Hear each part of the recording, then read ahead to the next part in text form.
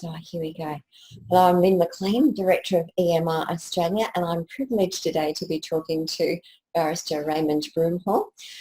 Raymond is one of Australia's, perhaps Australia's foremost authorities on electromagnetic radiation, and he has spent a lot of time exploring the law on this. He was one of the experts at the 5G International Summit recently, and he works at Michael Kirby Chambers in Tasmania. So Raymond, welcome, and thank you very much for your time today. And I want to discuss with you what I believe is a really important issue, if you don't mind, which is about the legal responsibility that schools have and wireless radiation. So to start with, my question is, do schools and departments of education, together or separately, do they have a legal responsibility to provide a safe environment for students and perhaps also for staff? Well, there's two issues. One is that you have a workplace, and so it's a workplace that's inviting people to come along, which is the students, etc. And two, there's I guess you could say a parens patriae sort of doctrine, which we use in law, which basically means that they're taking over the responsibility of an adult now, of a parent.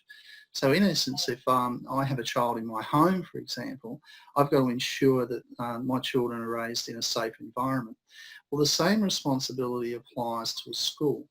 And same with the people that oversee that, which is the Department of Education. So they do have a legal responsibility, and children have the right to a healthy and safe place in which to be.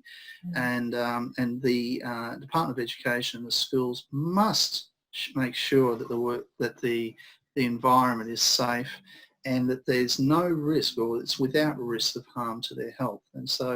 And they're also going to ensure that any of the staff or any of the other fellow students don't pose a risk themselves, such as bringing mobile phones or etc. on the school grounds, and also to ensure that those children don't, and the staff etc. don't pose a risk not only to themselves but also to the students and the co-workers. So yes, there's a huge responsibility there. Thanks for clarifying that. I think that's a really important starting point. But one of the things that I notice is, and I think most parents will notice, is that schools have now become repositories of lots of wireless equipment. So schools have wireless access points in most classrooms, libraries, staff rooms, most locations around a school. They have wireless computers, they have tablets, the kids might be using tablets, they might be using laptops. This is quite apart from what the staff are using. So all of these devices emit radio frequency radiation. Now, the International Agency for Research on Cancer has classified this radiation as a Class 2B carcinogen. So to me, that doesn't sit very comfortably with what you were talking about with schools and departments of education having to provide a safe environment, but at the same time, they're giving kids equipment that is a possible carcinogen. So what do you think about that, Ray? Okay, well, first of all, let's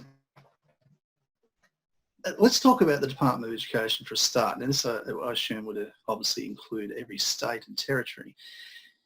When devices such as this are let loose in the school grounds and with children, etc., they always have advisors to advise them as to whether or not it's safe or not.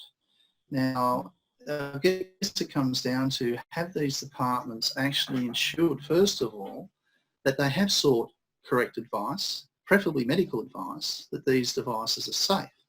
Now, from some of my investigations, I've found that they have not got that particular advice, and there's a bit of an obligation there as to where is their duty of care by allowing free Wi-Fi and all these sorts of issues into the school grounds. So I guess there's the best way to explain it is there is a huge obligation on the department, or anything they do in that environment is and make sure it is safe. And to put it on grounds that is debates as to whether it is safe or not can create some real legal issues. So I guess let's just talk about, I've just talked about that for a moment, so I'm just to continue with your question. You talked about the Class 2B possible carcinogen. Now this is the This is the real issue that I've discovered, and which I think is a real problem. First of all, when you referred to the Class 2B possible carcinogen in regards to non-ionising electromagnetic radiation exposure, the issue is that came from the International Agency for Research on Cancer. Now, they did this. Now, the International Agency for Research on Cancer advises the World Health Organization. So the World Health Organization has adopted the approach that the International Agency for Research on Cancer has done. Now, what they found, and this is something that's really important, in 2011, they found that RF fields from electromagnetic radiation classes a Class 2B possible carcinogen. That was in 2011. Mm-hmm. And we've got schools providing, or supposed to be providing, a safe environment. So I guess the question is, for schools and for departments of education, should they be doing something to protect kids against this sort of exposure, to protect themselves? Well, it's really hard for a school to understand the. At one point, they've been told by our regulatory authority, which is what's called the APANSA, and maybe you could explain to your audience about who APANSA is. Yeah. Maybe if you could do that first. Yeah. APANSA is the Australian Radiation Protection and Nuclear Safety Agency. So they're the authority that is responsible for developing standards, the standard for protection, the standard that's supposed to protect for radio frequency radiation. So the current standard that we use in Australia was developed by them. Yes, and it was developed in 2002, which is incidentally just after the 2002 Class 2B possible carcinogen. Now, you'll find that the APANSA standard only protects us from between 3 kilohertz to 300 gigahertz. Now, you'll find that the study that was done by Dr. Bruce Hocking was from 0 to, or basically around the 50 hertz range, and the APANSA standards don't even protect us from that in regards to magnetic fields. Oh, there's some real issues. Sorry, there is another guideline that's an international guideline. Yes, that to follow. Well, it's not really because it's an ICNIRP guideline, which you're talking about, the ICNIRP one. Yeah. ICNIRP has got no country associated with it. It's not actually backed. It's not enforced by statute. It's got no real backbone to it. No one really knows who ICNIRP is. It's just a group of scientists that got together and called themselves ICNIRP. The IARC is a totally different beast, and so is, or the International Agency for Research on Cancer, and so is the WHO. But the IARC and where I come from is that when you follow the WHO and the IARC, that's where I go. So there is a risk as far as the IARC and WHO are concerned. Right. What's really important? Sorry. Yes. Oh, that's okay. I just thought, just to bring it back to schools and teachers, perhaps. Yes. School principals. Yes. And people who work in the Department of Education who might be listening to this, they have a responsibility to provide a safe workplace. They may not be considering wireless radiation. Should they be? Yes. Yes, they should, because it opens them up to all sorts of liability issues, and not only in the civil arena but also in the criminal. So there are some issues there, particularly if they're aware of a risk. So if they've been told by a parent, for example, that their child has been diagnosed by a doctor as having either some symptoms in relation to exposure to non-ionising radiation, or that the doctor has formed the belief that these children are at risk of harm if they're in an environment in the classroom, then the school has a duty to act on that medical opinion. And if they fail to act on that and heed it, that's when all the trouble starts. So trouble being that they could face litigation if they don't do something to help this child. Yes. Yes, so anything that can exacerbate that child's condition. So they might already have issues in regards to electromagnetic radiation. The child goes through the process of getting a medical opinion. They believe that, oh, great, everything's being sorted by the doctor. That medical opinion is provided to the Department of Education or to the school. Not only are and the school doesn't do anything about it, you can imagine the stress levels that the children are experiencing, and that's the stress level that it creates from the Department of Education and from the schools and the principals, etc., from not acting on that medical opinion.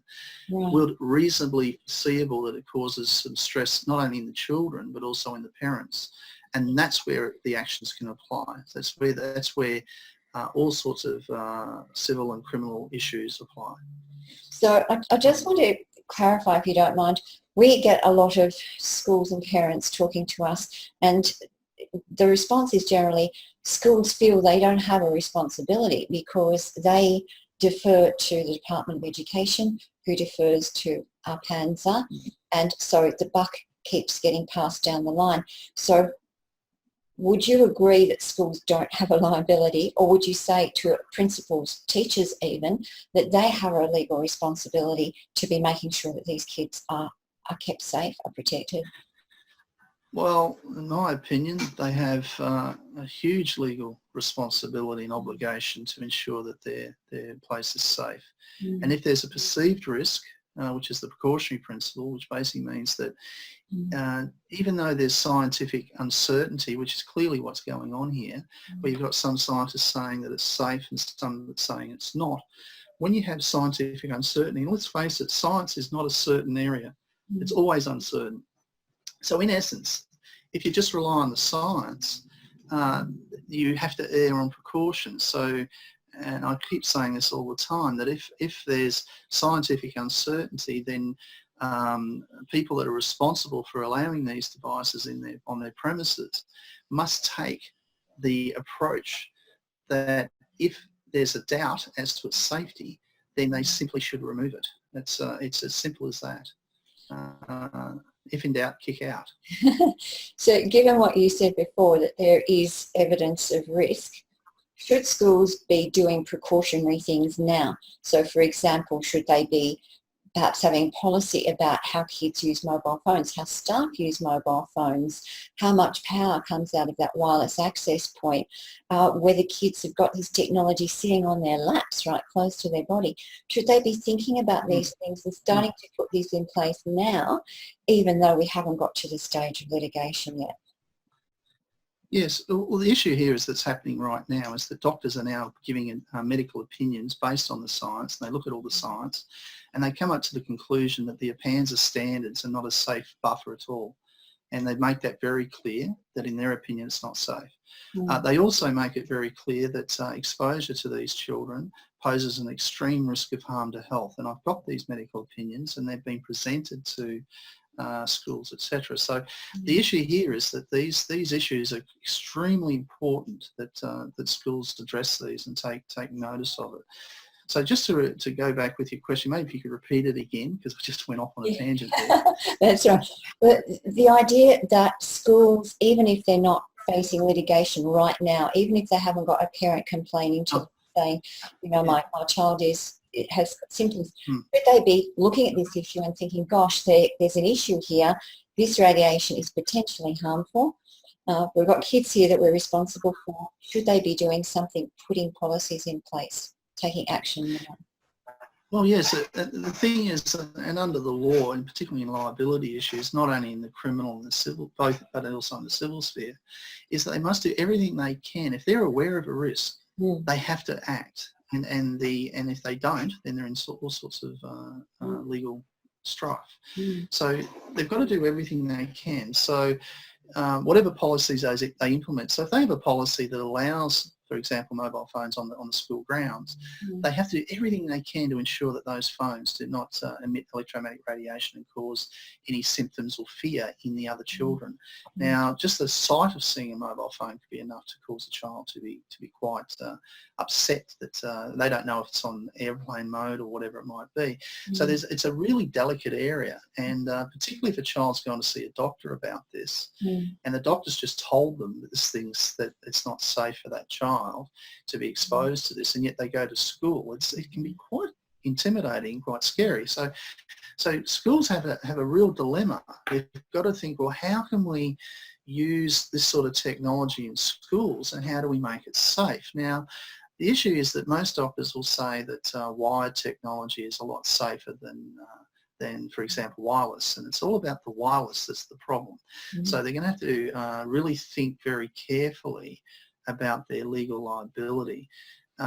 Insurance is just, it's impossible to get insurance. Well, usually it's impossible. For example, Lloyd's of London will refuse to insure or underwrite insurance, other insurance companies, etc., in regards to any damage or injury caused by non-ionising radiation. If schools and Department of Education look very carefully at their public liability insurance policy, they'll see what I'm talking about. So those issues are very, very a real problem. But once they're aware of a risk, and the APANSA standard makes it very, very clear that even if they're following the APANSA standard says in its forward that if you're aware of a risk, that you address your practices accordingly to remove that risk or to reduce it. So the precautionary principle actually applies already in the standard. So for a school or a Department of Education to turn around and say, oh, we're merely following the APANSA standards, well, if they're being told of a risk and they don't fix it or address it, they're liable because they haven't followed the standard. It's as simple as that. Yeah. So I would imagine a lot of schools, after hearing this, will be dashing to their filing cabinets or their computers, and they'll be looking for a copy of their insurance policy to see whether they're covered. Yes. Yeah. And what I just want to emphasise, that what you're saying is that it's not just the Department of Education who carries the buck for this. This applies to schools, to school principals as well. They have a responsibility. Yeah, so there's two types of responsibilities. There's we have what we call the tort of misfeasance in public office, which is a very old tort, and it's a tort that's basically designed for any public official. So it's specifically for them. So if a public official makes a decision that's going with reckless indifference, and that's the term that's used, that if they're aware of a medical risk and they use reckless indifference to say, oh no, they'll be fine, and they pass a policy or they allow these devices into the school grounds, then they can be sued under that tort. And it goes right up to politicians. It's quite a powerful little tool. So just remember, it's called misfeasance in public office. Now, the other thing that it can apply also to public schools where you've got teachers and principals and the whole bit. So that's that angle. The other side is the criminal responsibility angle. So there's lots of angles, but these are the two main ones that I'd like to explain. One is that under the criminal code, or there's criminal liability issues, is that if more than one person joins in a joint criminal enterprise, and a good example would be, let's say, for example, a person can be not only an individual, but a person can be a corporation. And you look under the criminal code and it makes it very clear that a corporation can be held liable for criminal matters, and so can body politics, which are very interesting. So you'll find, which basically means states. Okay, so in essence, any entity that can be sued or can sue can also apply in regards to criminal liability. Now, let's talk about, if they all join together, and let's say the common purpose and the whole purpose is to irradiate the kids with electromagnetic radiation, then they're all liable. So anybody that joins in to assist in that process is criminally liable in some form. And so I'll tell you what the criminal liability is. So that could include the IT staff as well, who advise to put the router here and turn it up to this power, whatever that might be. The technicians, the school itself, whoever asked for it to come in, there's whoever's involved in assisting in the admission process, or the installation, or they're all technically, as far as I'm concerned, liable. And that what they're liable for is called assault. Now, when you look at assault throughout all the criminal codes in Australia, you'll find that sometimes it's expressed, sometimes it's not, so you have to look into the common law. But a good example in Queensland, for example, in Victoria and other states, it makes it very clear, Western Australia, it says that an assault is basically when you apply force against the person of another without their consent, constitutes an assault. Now, when they give the definition of what applied force means, it says things like heat, light, electrical energy, or any other substance or thing. So in essence, you could say that electromagnetic radiation or microwaves or RF waves, or whatever you like to call it, is designed specifically to go from one point to another, through you or hit you or whatever. That constitutes an assault. Yes. And so that's, in essence, is basically where we can then start implementing restraint orders against schools, against principals, against the Department of Education, those sorts of things. So those things have yet to be materialised in schools yet, but from what I can gather, that's certainly in the pipeline, and it's being worked on right now. And people have got to be understand that this is a real serious issue. So there's a real legal risk to schools and to departments for not addressing this issue and not looking at it. Yeah. Very much so. And remember, it's recklessness, and you'll find that under the criminal code, reckless is a very important. You can be, if you're reckless, if you're aware of it, but you don't do anything about it, and you can be an act or an omission, so it can be both. So you can either act on it or fail to do something. And it really comes down to decision makers, etc. The misfeasance issue is very, very clear that reckless indifference, if they say a medical opinion, they're aware of a risk and they fail to act on it. The APANZA standards make that clear, that you have a risk, that you're supposed to act and change your practices accordingly. There's just so many areas in law that a lawyer can simply pinpoint and target for the benefit to protect an individual or a student from harm. And the biggest query that I will, and this is something I think that schools are not aware of, is that allowing telecommunications companies to have telecommunications towers either on their school grounds or very close proximity. And you'll see that a lot of these towers, if they're within 500 metres of a telecommunications tower, those children are going to be exposed. And you'll find on the RFNSA website, for example, it makes it very, very clear that that they will emit and pass electromagnetic radiation onto those children. The thing is that schools should do everything in their power, once they're aware of this, to remove that problem. So even if it's not on their school grounds, they have a duty to make sure it's gone and to remove that risk. So wireless power, and not only for the, and I'll just explain that so everybody understands the 5G issue. Well, I think you're going to ask me that question later, so we'll talk about that later. Well, I hope you don't mind, but I just wanted to go back to the APANZA standard, because my understanding is that a lot of schools say we're complying with the APANZA standard, that's all we need to do.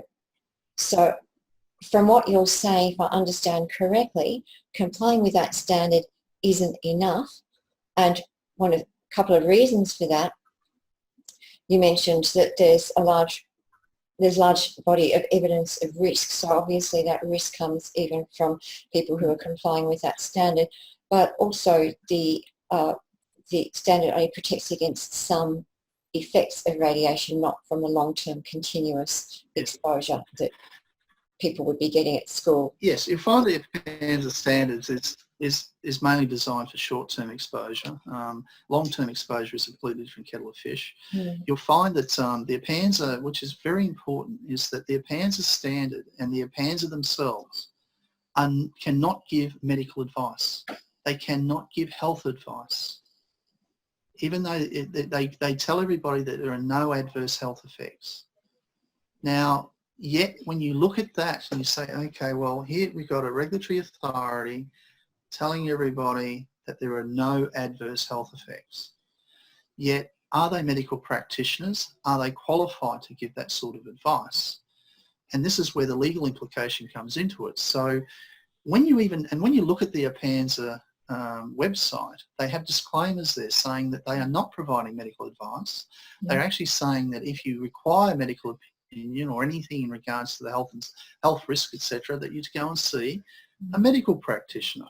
So in essence, the APANZA standard itself is almost obsolete, because medical opinion reigns supreme over, and they've even admitted it, over the APANSA standard. And that's lawyers like myself and other people pounce upon, because this is world. We'll talk about the industry. So the APANSA was set up to regulate the industry for themselves. And it's usually self-regulated, the industry self-regulated. But the medical profession, or the medical industry as you call it, is a completely different beast. And you'll find that, for example, doctors throughout the world diagnose their patients according to a standard. And they certainly don't do it according to the APANSA standard, okay? They do it to what's called the International Classification for Diseases, and it's called the ICD-10. And what it does is it works out all the adverse health effects that are associated with certain diseases. Now, the best way to explain it, disease means not at ease, okay? So dis-ease is the legal term. You think of disease as a measles or something, but it's disease. So when you look at it, this is the World Health Organization that all doctors throughout the world follow, and in there is what we call the W90, and the W90 in the International Classification of Diseases in regards to adverse health effects says that exposure to non-ionising radiation, particularly radiofrequency, is a health effect. And doctors use that, and there's no limit as to the amount of exposure. It can be a very small exposure, it can be heaps. That's up to a doctor to determine. But that's the reality. And what you've got is you've got APANSA is setting standards and limits, while the doctors don't have any limits. They look at that, and that's how they diagnose. Okay. What's interesting too is that there was a presumption that wireless equipment was really important for kids' learning, and a great push to push it into schools. And now we get schools and departments of education in various states saying we don't want kids to use mobile phones in schools because of all the adverse effects associated with them. So I'm not just talking about health now, but adverse effects on learning, adverse effects on attention and concentration. Yeah, they're doing behaviour. They're so serious about it. They're starting to realise that, and I think there's a $30 million study that's just been funded to test just on child's, I guess you could say, neurological cognitive issues in regards to just looking at screens all day and working on these things. So they're just starting the tip of the iceberg to start to realise what's going on. Yeah. The issue here is that it's going to get to a point in time, and I can tell you now that I have spoken to some medical practitioners who have actually developed and worked out that there are markers in regards to exposure to electromagnetic radiation. They can mark it. There is damage. They're doing blind studies as we speak, and it won't be long before that comes out. And before you know it, we have markers everywhere. So someone can literally go in, get certain tests done, and they can then show that, yes, they have been damaged. And anybody that exacerbates those conditions, and just because they might have got some issue somewhere else where they've created a lot of the symptoms, if they come into the workplace or in the school and those symptoms are exacerbated, then we have some issues liability-wise. Yes, that's right. So for schools, do you see legal action in the future? Do you see schools, principals perhaps in court facing some of these sorts of discussions that we've had? The hard reality, and unfortunately for the schools, is that's a big yes. Unfortunately, there's this reckless indifference issue that we're talking about. That they're not, if they're not applying the precautionary principle, they're not listening to the parents. They're not listening to medical advice. The reality is it's going to be huge, and I'll just explain to you that lawyers throughout the world are being told about the boom that's about to occur in litigation in this area. And I'll just show you a document which is from the Legal Executive Institute, which is Thomas Reuters put this out. And I think it's self-explanatory when you read that. Great. So there you go. So it's going to be a boom. Okay. They envisage that it's going to be the biggest litigation issue that the planet's ever seen.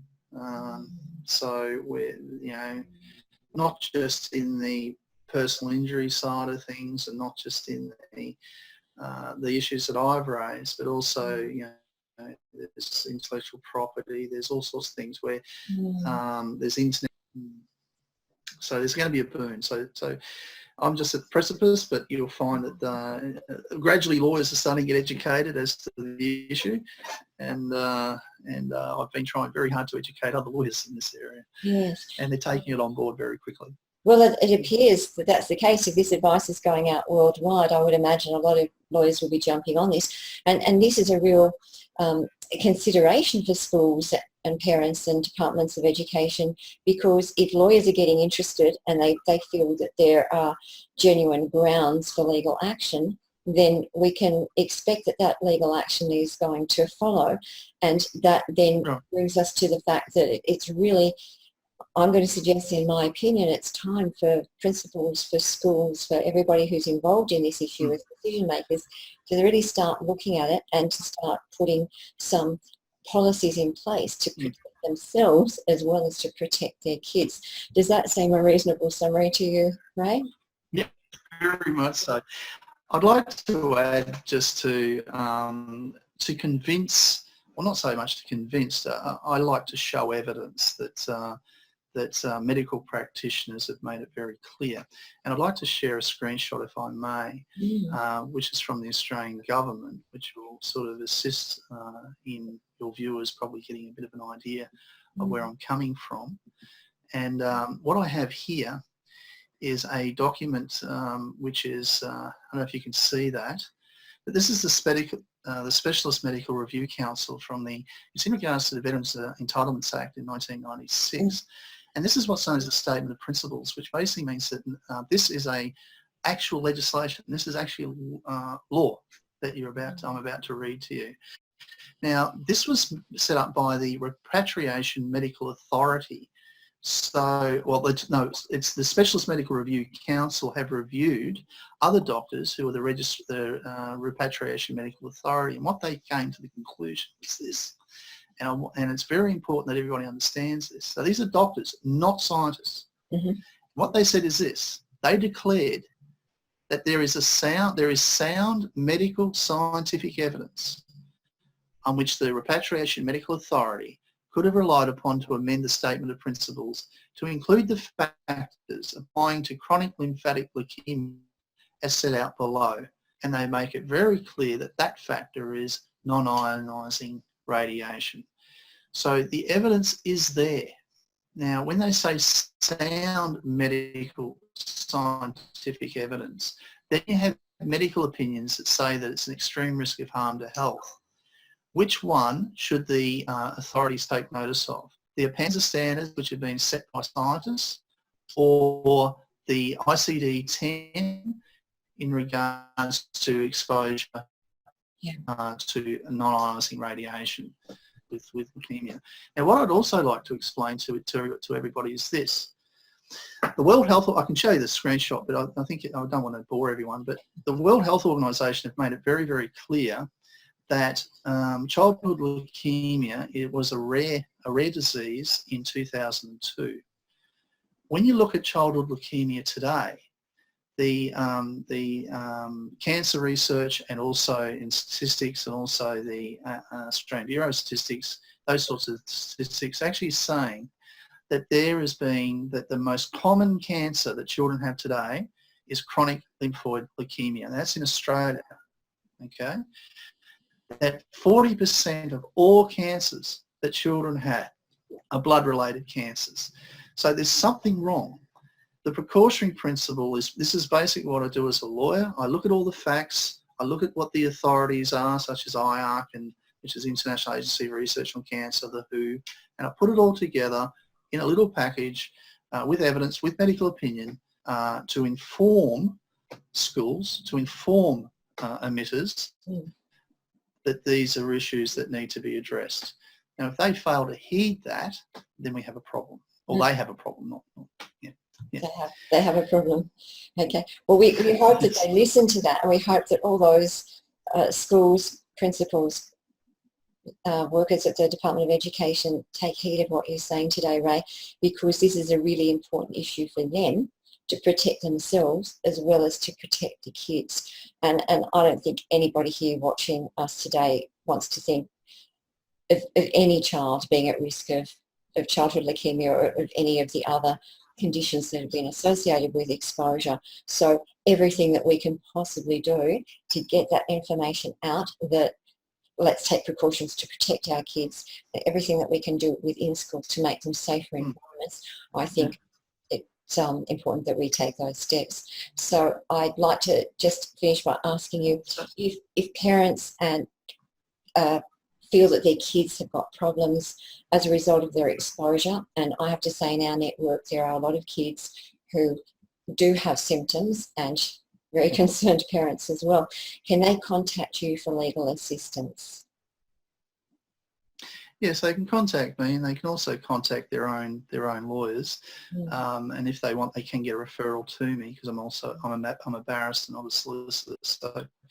So yes, they can certainly contact me. And I'd just like to make one little point, if I may. The Panzer makes it very clear, and this is, I just want to talk about 5G for what is 5G, and a lot of parents don't understand, and schools don't understand what 5G is. It's not about just sending data, okay? And if you look at the APANSA website, it makes it very clear under the heading millimetre waves. You'll see what, and they talk about 5G, and they say 5G is about data transfer, but it's also about wireless power transfer. And my concern is this, it's the wireless power transfer that I'm concerned about, because what they're doing is they're actually sending, using microwaves and RF waves, the electromagnetic waves, they're sending electricity to your mobile phone without having to be plugged into a cord. So they're trying to get your mobile phones to be charged in the air with electricity that's been sent from towers, small cell facilities, from drones up in the sky, and also satellites.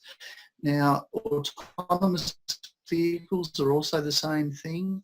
That's really why they're doing it, is to have wireless power transfer, so that the power point at home, that they automatically drive it along the street and they're charged automatically from the radio waves and the electromagnetic radiation coming from these sources.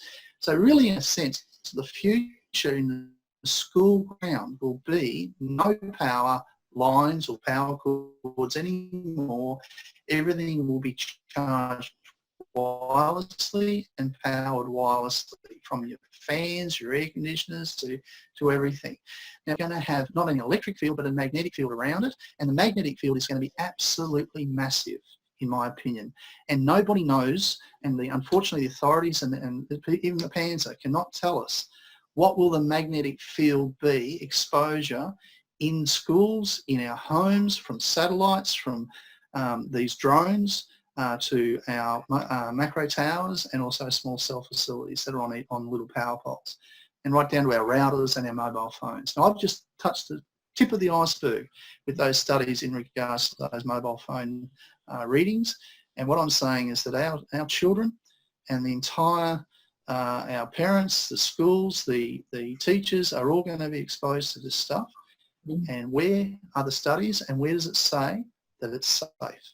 That's right. I think there are a lot of unanswered questions with 5G about the radio frequency exposure. There's so many things we don't understand about the nature of those signals. So I think this is an experiment in action, and we're going to find out as it unfolds just how dangerous or otherwise it is. But I'd like to thank you for your time today, Ray. Thank you very much for sharing this information with us, and I hope that our listeners have found it very helpful, and I hope that they then go and investigate these things that we've been talking about for themselves. Thank you, Ray. Thank you very much. It's been an absolute pleasure. Thank you. As always. Thank you.